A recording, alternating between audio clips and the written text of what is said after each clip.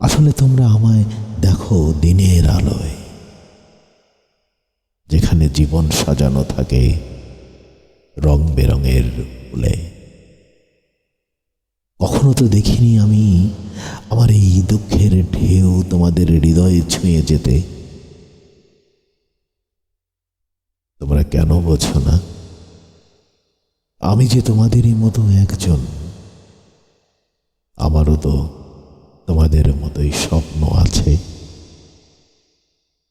জেনে রেখো, হ্যাঁ জেনে রেখো, আমিও তোমাদের মতোই একদিন হাসব।